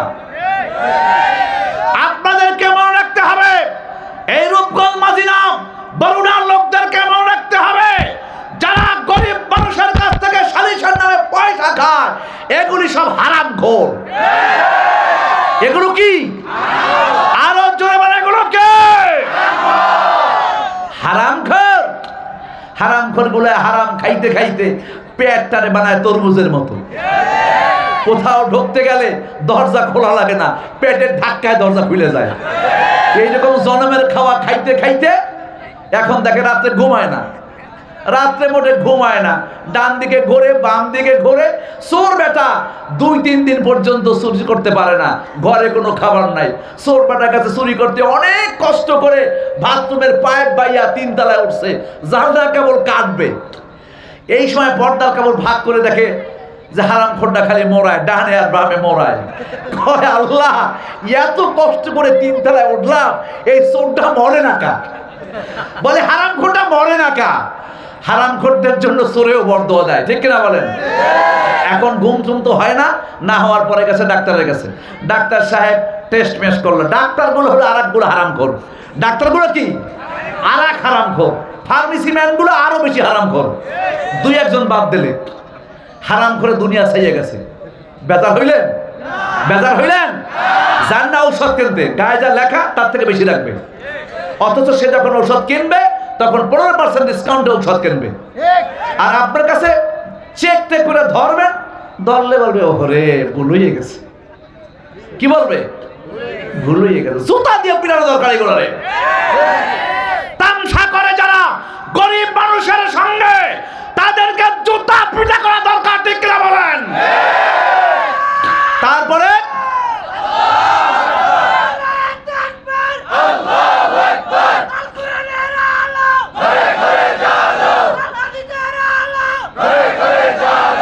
প্রিয় ভাই সব, তারপরে গেল ডাক্তারের কাছে। ডাক্তার বলে মাদ্দার সাহেব, আপনার জন্যই তো আমি বসে আছি। কয় লেখো টেস্ট, এই টেস্ট, সেই টেস্ট, সেই টেস্ট, কাশি টেস্ট, প্রসাব টেস্ট, মাথার চুল টেস্ট, সব টেস্ট করে। এখন মাতবর দেখে ঘুষ ঘুষ খাইয়া 2 সেটে সালিশি করে যা জমাইছিলাম সব তো এক টেস্টে শেষ হয়ে গেল। কত বড় হারামখোর ডাক্তার, আল্লাহ ওদের হেদায়েত করুক, আমিন বলেন। আর সে যদি একটা টেস্ট রাখে তাহলে 40% পাবে হলো ক্লিনিক, 60% পাবে ডাক্তার। মানে 100 টাকার টেস্ট করলে 60 টাকা ডাক্তার নিজের পকেটে ঢুকবে, আর 40 টাকা পাবে হসপিটাল ক্লিনিক। কত বড় হারামখুরি হচ্ছে জনগণের সঙ্গে, খেয়াল করছেন? কত বড় হারামখুরি করা হচ্ছে। টেস্ট পেস্ট দিয়ে দিয়া কত নিখানে টেস্ট দিল। এখন ডাক্তার দেখে, টেস্ট তো ডাক্তারও জানে যে লাখ দিয়ে একটা দিছি 5টা, ও তো ডাক্তারও জানে লাখ দিয়ে কয়টা দেশে, কয়টা 4 টাকা এমনি গেছে। আর ওই যেটা দরকার সেটা টেস্টমেন্ট করে দেখে ডায়াবেটিস তো 24 হয়ে গেছে। কত হয়েছে? বাপ রে বাপ, ডায়াবেটিস 12 হইলে পরে দুনিয়া গরম হয়ে যায়, এখানে ডায়াবেটিস 24 হয়ে গেছে। এখন ডাক্তার ঔষধপত্র দিল আর লেখলো সকালে খাবেন 1টা রুটি, দুপুরে খাবেন 2টা রুটি, রাতে খাবেন 1/2 খান রুটি। এখন এইটা দেখা বাংলায় লেখছে ডাক্তার বড় বড় অক্ষরে। এখন লোকটা অনেকক্ষণ তাকাই রয়েছে দিকে, ব্যাপার কি? সকালে 1টা রুটি, দুপুরে 2টা রুটি, রাত্রে 1/2 খান রুটি। ডাক্তার সাহেব এই দেখ কি সুন্দর হাসিটা দিয়ে, ডাক্তার সাহেব এই দেখ খাবো কি, খাবার আগে না খাবার পরে? কথা বুঝছেন? আর হারামখোরগুলো খাবে, খাইয়া শুকরিয়া আদায় করবে না, করে? হারামখোরগুলো খাওয়ান, খাইয়া কইবে ডাইলে লবণ হয় নাই, তরকারিতে ঝাল হয়েছে, বলে কিনা বলেন? বলে ভাত সিদ্ধ হয় নাই। তো এক লোকে হারামখোরের দৃশ্য দেখে খুব বিরক্ত হয়েছে। বিরক্ত হইয়া কয় মাদ্দার সাহেব আমি আপনার সঙ্গে কটা সালিশিতে থাকবো। কয় থাকো। তো থাকে রেখে লাগছে, একবারই খাইয়ে লাগছে তরকারি ঝাল হয়েছে, ওই বেটা নোট করছে তরকারির ঝাল হয়েছে। আর একবারে গিয়ে খাইয়া বলছে এই ভাত সিদ্ধ হয় নাই, লেখছে ভাত সিদ্ধ হয় নাই।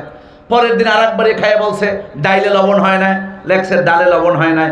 যতগুলা ভুল ধরছে বেটা সব লেখা তার বউরে কইছে তুমি আমার প্রিয়তমা একটা কাজ করতে পারবা? কি কও? কারণ ঝাল হইতে পারবে না তরকারিতে বসতে, ডাইলে লবণ ঠিক মতো হইতে হবে, তারপরে ভাত সিদ্ধ ঠিকভাবে হইতে হবে, ভাজি সুন্দরভাবে রাঁধতে হবে, পারবা? বলে হ্যাঁ পারবো, এগুলো তো আমরা করি। না ভালো মতো করতে পারবা? পারবা। কোন তারিখে? এই সোমবার দিনে। বলে মাদ্দার সাহেব আপনারে আমি খুব ভালোবাসি, আমার ঘরে একবেলা ভাত আপনাকে আমি খাওয়াইতে চাই। কারণ ও হারামখোরের তো মানুষের বাড়ি খাইয়েই অভ্যাস। তুমি যখন বলছো তখন না করি কেমনে? কথা বলছে, তুমি যখন বলছো তখন না করি কেমনে? চলো তোমার বাড়ি খাই। তো খাইতে দিল, ওই যে বউরে বলে আসছে, লোকটাকে আবার টেস্ট করছে ঠিকঠাক আছে কিনা, সব ঠিকঠাক আছে। এখন নিজে খাদিম দেয় আর হারাম করে খায়। খায় কে? বলেন খায় কে? খাদিম দেয় হারামখোর খায়, খাদিম দেয় হারামখোর খায়। খেতে খেতে খেতে খেতে খেতে খেতে অনেক খাওয়া হলো, খাওয়া টাওয়া শেষ, টিস্যু দিল, সাবান দিল, এখন মুখ টুক মুছে মইসা বলে মাদ্দার সাহেব আজকে কেমন খাইলেন? দেখে তো ভাতও ঠিক ছিল, তরকারিও ঠিক ছিল, ডালও ঠিক ছিল, ভাজিও ঠিক হয়েছে। আর কইবে কি? কত বড় কপাল পরা হারামখোর। আল্লাহ তো আলহামদুলিল্লাহ ওরা শিখায় নাই, পারে? ও তো আলহামদুলিল্লাহ কইতে জানে না। অনেকক্ষণ চিন্তা করে বলে এত ভালো ভালো না। চিন্তা করলেন? আর আমরা যারা খেয়ে থাকি, না খেয়ে থাকি, অর্ধা পাটা খাই, রুটি খাই, ভাত খাই, মাছ দিয়া খাই আর ডাল দিয়া খাই, আমরা বলবো আলহামদুলিল্লাহি রাব্বিল আলামিন। আরো জোরে বলেন আলহামদুলিল্লাহি রাব্বিল। ভাই জোরে বলেন আলহামদুলিল্লাহি রাব্বিল আলামিন। কর্তৃপক্ষ বলতেছে তাড়াতাড়ি করে শেষ করে দেন। হারামখোরদের কথা তো বলতেই পারলাম না, কেবল শুরু করলাম, তার মধ্যেই বলে শেষ করে দেন। চলবে? চলবে? একটু বলি হুজুর, একটু অনুমতি দেন, আর একটু বলি হুজুর। হুজুর বাতেন ভাই সামনে আন, সামনে ভাই। এই বাতেন ভাইয়ের জন্য আমি রাসূলুল্লাহর রওজার সামনে দোয়া করেছি। আচ্ছা আলহামদুলিল্লাহ বলেন। এই আলেম আমি মনে করি একজন ইমাম না, এই এলাকার মানুষের জন্য আল্লাহ তাকে রহমত করে পাঠিয়েছে। আলহামদুলিল্লাহ বলেন। আমি রাসূলুল্লাহর রওজার সামনে তার জন্য দোয়া করেছি। হুজুর কি সময় বাড়াই দেন না? নবীর রওজায় দোয়া করছি, সময় দেবেন না? দেবে দেবে বলছে, দেবে দেবে। আলহামদুলিল্লাহ বলেন। প্রিয় ভাই সব, এখন আমরা খেয়ে না খেয়ে বলবো আলহামদুলিল্লাহ। কেন বলবো? আমার মহান আল্লাহ রাব্বুল আলামিন আমাদেরকে শিখিয়েছেন, লা ইন শাকারতুম লা আযীদান্নাকুম ওয়া লা ইন কাফারতুম ইন্না আযাবি লাশাদীদ। আমার মহান আল্লাহ রাব্বুল আলামিন বলেন, খাওয়ার পরে যদি শুকরিয়া আদায় করো, আমি আল্লাহ রাব্বুল আলামিন তোমার নিয়ামতকে আরো বাড়িয়ে দেব। আর খাওয়ার পরে যদি শুকরিয়া না করো, আমি আল্লাহ তোমাদের জন্য কঠিন আযাব দিয়ে দেব। সুতরাং আমরা কি শুকরিয়া করব? সবাই করব? তাহলে বলুন আলহামদুলিল্লাহ। অনেক বড় আলোচনা, সময় মোটেই নেই। এই হারামখোরদের কথা আর বলতে পারলাম না, তবে শুধু পয়েন্টগুলো বলে যাই। ভূমি অফিসে যারা আপনাদের কাগজ আটকাইয়া পর্চা নকশা উঠানোর জন্য টাকা নেয়, তারা হারামখোর নাকি? দ্রুত বলে যাচ্ছে, আপনারা, আমি বলবো, আপনারা বলবেন হারামখোর। ভূমি অফিসে যারা জনগণের পর্চা নকশা আটকাইয়া ট্যাক্স দিতে গেলে ভূমি কর্মকর্তারা, তহসিল কর্মকর্তারা টাকা খায়, এরা হারামখোর। এরা কি বলেন? থানায় জিডি করতে গেলে যারা পুলিশগুলো পয়সা খায়, ওই পুলিশগুলো হারামখোর। এগুলো কি? পুলিশের কথা আর বলতে ইচ্ছে হয় না, পুলিশের কথা বলতে ইচ্ছে হয় না। আমার টাকায় অস্ত্র কেনে, আমার টাকায় গোলাবারুদ কেনে, আর আমার সন্তানের কলিজা ঝাঁঝরা করে, এই নির্দিষ্ট বাহিনীর নাম মুখে নিতে ইচ্ছে হয় না। ঠিক কিনা বলুন? ওরা নির্দিষ্ট নাখান্দা, ওরা পচা, ওদের দুর্গন্ধ আসে। এই পুলিশ বাহিনী পরিবর্তন করে জনবান্ধব নতুন একটি বাহিনী করার জন্য সরকারের কাছে পর্যন্ত দাবি জানাই। এই দাবি আমার না আপনাদের সবার? এরপরে সালিশগুলো হারামখোর, যারা পয়সা খায়। ওই কেটা মাস্তানগুলো যারা মানুষকে ঠ্যাক দিয়ে টাকা নেয়, তারা হারামখোর। এগুলো কি? আরো যত হারামখোর আছে, আল্লাহ ওদেরকে হেদায়েত করে বলেন আমিন। এখন জুলুম প্রধানত তিন প্রকার। জুলুম কয় প্রকার? আমাদের আলোচনার বিষয় ছিল জুলম। বিষয় ছিল কি? জুলুম কয় প্রকার? জুলুম কয় প্রকার?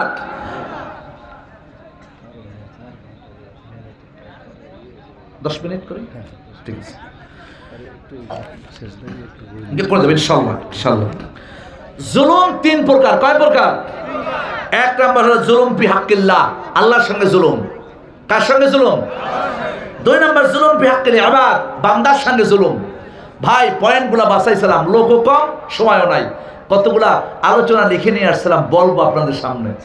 দুর্ভাগ্য, না বলা যাবে না। 4 ঘন্টা চলে জেনারেটর, কারেন্ট নাই, বাস্ট হয়ে যাবে। আরেক মুসিবতে পড়বো, শেষে আর একটা বিপদে মামলা খাওয়া লাগবে। কেমনি মামলা খাইতে খাইতে জীবন শেষ। আরো যদি এই 6-7 মাস আরামে আছি। এই যে একজন লোক দেখেন কতগুলি মামলা খাইছে, জিজ্ঞেস করেন। আমি একজন প্রবাসী, রাসূলুল্লাহর দেশে থাকি, ইমামতি করি, আমি কতগুলো মামলা খেয়েছি জিজ্ঞেস করেন। আল্লাহ যেন ওদেরকে কিয়ামতে মামলা দিয়ে দেয়, আল্লাহ যেন ওদের বেইজ্জতি করে। আর গ্রামে গঞ্জে লুকিয়ে যে চোরগুলি আছে, যে বদমাশগুলি আছে, যে গাদারি নাস্তিকগুলি আছে, ইন্ডিয়ার দালালগুলি আছে, আল্লাহ ওদেরকে লানত দাও। আর যেন কোনো গরিবের সঙ্গে, ইসলামী আন্দোলনের কোনো কর্মীদের সঙ্গে, স্বাধীনতা সার্বভৌমত্বের অতন্দ্র প্রহারী ইসলামী আন্দোলনের দিনী ভাইদের সঙ্গে আর যেন কাউকে মিথ্যা মামলা খেতে না হয়। আল্লাহ তুমি তৌফিক দান করো, আরো জোরে বলেন আমিন। এবার জুলুম, আর জুলম আলান নাফস। জুলুম কয় প্রকার? জুলুম ফি হাক্কিল্লাহ, আল্লাহর সঙ্গে জুলুম। হুজুর এই বিষয়ে আমি 5 মিনিট কথা বলে তারপরে শেষ করে দেব। জুলুম ফি হাক্কিল্লাহ, জুলুম ফি আল্লাহর সঙ্গে জুলুম। বাকিগুলো যদি বেঁচে থাকি, ওনারা যদি দাওয়াত দেয়, জালেমদের বিরোধিতা করতে পারে, বাকিগুলো পরে বলবো। এখন জুলুম ফি হাক্কিল্লাহ, জুলুম ফি আল্লাহর সঙ্গে জুলুম কি সেই কথাটা শুনুন আগে। আল্লাহর সঙ্গে জুলুম কি কথাটা শুনুন। জুলম, একজন লোকের নাম হল লোকমান। লোকের নাম কি? তিনি নবীও নন, রাসূলও নন। নবীও নন, রাসূলও নন। তিনি সন্তান বালিগ হয়েছে। সন্তান কি হয়েছে? সন্তান বালিগ হয়েছে। সন্তান বালিগ হয়েছে, বড় হয়েছে, এই সন্তানকে নসিহত করছেন তার পিতা, এই সন্তানকে নসিহত করছেন তার পিতা। কি সুন্দর নসিহত, কান পেতে শুনুন। এমন সুন্দর নসিহত করলেন যার জন্য আল্লাহ রাব্বুল আলামিন তার নাম কোরআনুল কারীমের মধ্যে ঢুকিয়ে দিলেন। সেই দিন কি নসিহত করেছিল? আল্লাহ রাব্বুল আলামিন বললেন এইভাবে, ওয়া ইয ক্বালা লুকমানু লিবনিহি ওয়া হুয়া ইয়াইযুহু ইয়া বুনাইয়া লা তুশরিক বিল্লাহ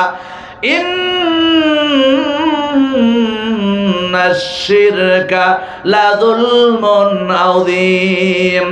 হযরত লোকমান তার সন্তানদেরকে বলছেন, আমার প্রিয় সন্তানেরা, লা তুশরিক বিল্লাহ, তোমরা কেউ আল্লাহর সঙ্গে শিরিক করবা না। আল্লাহর সঙ্গে শিরিক করা হলো দুনিয়ার সবথেকে বড় জুলুম। মনে থাকবে তো? এরপর রব্বুল আলামিন বলেন, ইন্নাহু মান ইউশরিক বিল্লাহি ফাকাদ হারামাল্লাহু আলাইহিল জান্নাহ ওয়া মাওয়াহুন নার ওয়া মা লিয-যালিমিনা মিন আনসার। আল্লাহ রাব্বুল আলামিন বলেন, ইন্নাহু মান ইউশরিক বিল্লাহ, নিশ্চয়ই যে ব্যক্তি আল্লাহর সঙ্গে শিরিক করবে, ফাকাদ হারামাল্লাহু আলাইহিল জান্নাহ, তার জন্য আল্লাহ রাব্বুল আলামিন জান্নাত হারাম করে দিলেন। ওয়া মাওয়াহুন নার, তার ঠিকানা হলো জাহান্নাম, দোজখের মধ্যে। ওয়া মা লিয-যালিমিনা মিন আনসার, এই জালিমদের জন্য আল্লাহর দরবারে কোনো সাহায্যকারী খুঁজে পাওয়া যাবে না। কি বলেন, যাবে? এরপর রব্বুল আলামিন বলেন, উবুদুল্লাহ ওয়ালা তুশরিকু বিহি শাইআ, তোমরা এক আল্লাহর ইবাদত করো, ইবাদতের সঙ্গে কাউকে শরীক করো না। সুবহানাল্লাহ বলেন। এরপর রব্বুল আলামিন বলেন, ফামান কানা ইয়ারজু লিকা রাব্বিহি ফালইআমাল আমালান সালিহান ওয়ালা ইউশরিক বিইবাদাতি রাব্বিহি আহাদা। আল্লাহু আকবার। আল্লাহ রাব্বুল আলামিন বলেন, তোমরা কি আমার সঙ্গে সাক্ষাৎ করতে চাও? আমরা কি সবাই আল্লাহর সঙ্গে সাক্ষাৎ করতে চাই কিনা বলেন? জোরে বলেন, চাই কিনা? রব্বুল আলামিন বলেন, তাহলে ফালইআমাল আমালান সালিহা, ভালো ভালো কাজ করো, কিন্তু আমার ইবাদতের সঙ্গে কাউকে তোমরা শরীক করবা না। যে ব্যক্তি আল্লাহর সঙ্গে শরীক করবে, শিরিক করবে, এই ব্যক্তির সঙ্গে আল্লাহ কিয়ামতে দেখা দিবেন না, কথা বলবেন না। এরপর সাফ স্ট্রেট একদম সোজা রব্বুল আলামিন বলছেন, কি বলছেন শুনুন। আমার মহান আল্লাহ রব্বুল আলামিন বলেন, ইন্নাল্লাহা লা ইয়াগফিরু আন ইউশরাকা বিহি ওয়া ইয়াগফিরু মা দুনা যালিকা লিমান ইয়াশা ওয়া মান ইউশরিক বিল্লাহি ফাকাদ ইফতারা ইসমান আযীমা। হে বান্দা, তুমি যা গুনাহ করবা সব গুনাহ আমি আল্লাহ maaf করব। সুবহানাল্লাহ বলেন। তুমি যা গুনাহ করবা সব গুনাহ আমি আল্লাহ রাব্বুল আলামিন maaf করে দেব, কিন্তু আমি আল্লাহর সঙ্গে যারা শিরিক করবা, যারা আমার সঙ্গে শিরিক করবে, এই মুশরিকদেরকে আমি আল্লাহ রাব্বুল আলামিন কখনো ক্ষমা করব না। সুবহানাল্লাহ কোন। সুতরাং আমরা বলবো, আমরা আল্লাহর সঙ্গে কাউকে শিরিক করি না। হাত জায়গা সবাই এরকম বলেন, বলেন আমরা আল্লাহর সঙ্গে কেউ শিরিক করব না, শিরিক করব না, শিরিক করব না। হাত নামান। এখন কথা আছে, কথা হইল আমাদের অজান্তে শিরিক হয়ে যায়। অজান্তে কেমনে? বলে সারা মাস রমজানে বেচা কেনা করতে পারি নাই, চাঁদ রাত্রে যদি না বেচতে পারতাম তাহলে ঈদের দিন খাইতাম কি? বলে কি বলে না? ছেলেটাকে কোনো কায়দায় জায়গা জমি বেচাইয়া বিদেশে পাঠাই যেতে পারছিলাম, না তো না খাইয়া পড়তাম। কথা কি বলে? ছেলেটাকে নেতারে ধইরা কোনো কায়দায় জায়গা জমি বিক্রি করে, স্বর্ণ গহনা বিক্রি করে আমরা কোনো কায়দায় চাকরি দিছিলাম, না হলে খাইতাম কি? এ কথা কি বলে? বলে জমিনদারে চাষ করছিলাম, কয়টা ধান, বা এদেশে কি হয়, ধান হয় বেশি, হয় না কে হতো? হ্যাঁ, জুলুম করছে এখানে। জমিনটা ধান হয়েছিল, নাহলে খাইতাম কি? বলে এগুলো শিরক। এগুলো কি? আল্লাহ আমাদেরকে এই সমস্ত শিরক থেকে বেঁচে থাকার তৌফিক দান করুন। একটু দুরূদ শরীফ পড়েন, আল্লাহুম্মা, জোরে সরে পড়েন, আল্লাহুম্মা সাল্লি